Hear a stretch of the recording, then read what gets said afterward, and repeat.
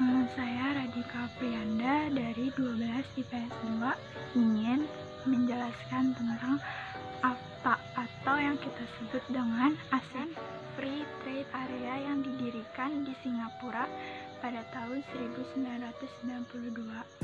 pada saat berlangsungnya konferensi tingkat tinggi ASEAN.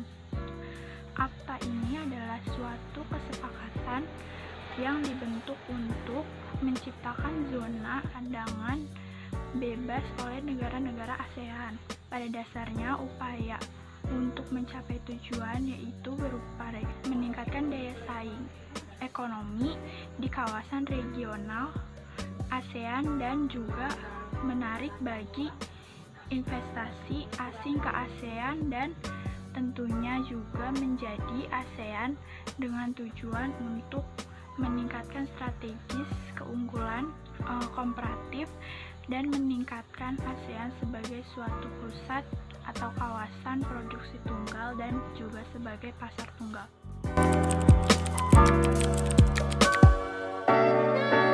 Jadi saya akan menjelaskan negara-negara yang ikut bergabung ke dalam organisasi AFTA. Jadi ada 6 negara anggota ASEAN yang ikut bergabung ke dalam anggota AFTA, yaitu ada Thailand, Indonesia, Malaysia, Brunei Darussalam, Filipina, dan Singapura. 6 negara tersebut hadir dan mendeklarasikan serta menandatangani kesepakatan resmi telah bergabung ke dalam organisasi AFTA. Nah, anggota AFTA bertambah seiring dengan bertambahnya anggota di ASEAN. Contohnya seperti negara Vietnam pada tahun 1997, Laos dan Myanmar pada tahun 1995, serta ada Kamboja pada tahun 1999.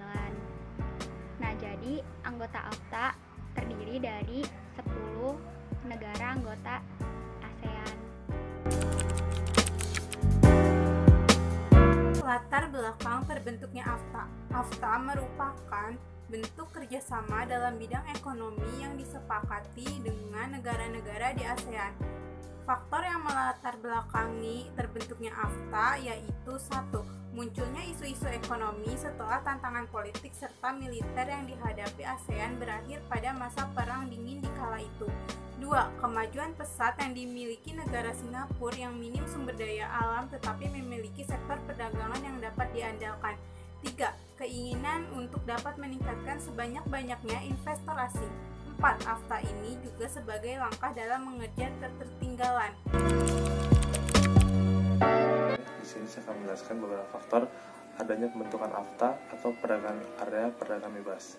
Yang pertama itu, munculnya masalah dalam bidang ekonomi setelah tantangan politik dan militer yang dihadapi ASEAN berakhir pada Perang Dingin.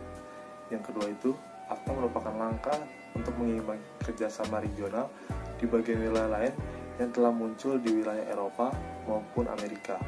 Yang ketiga itu, adanya sebuah kemajuan yang begitu pesat dari negara Singapura yang tidak memiliki sumber daya alam, tapi memiliki sektor perdagangan yang dapat diandalkan sebagai sumber pendapatan utama. Yang keempat itu, keinginan untuk menarik sebanyak mungkin investor asing. Yang kelima itu, menggalang persatuan regional untuk meningkatkan posisi dan daya saing.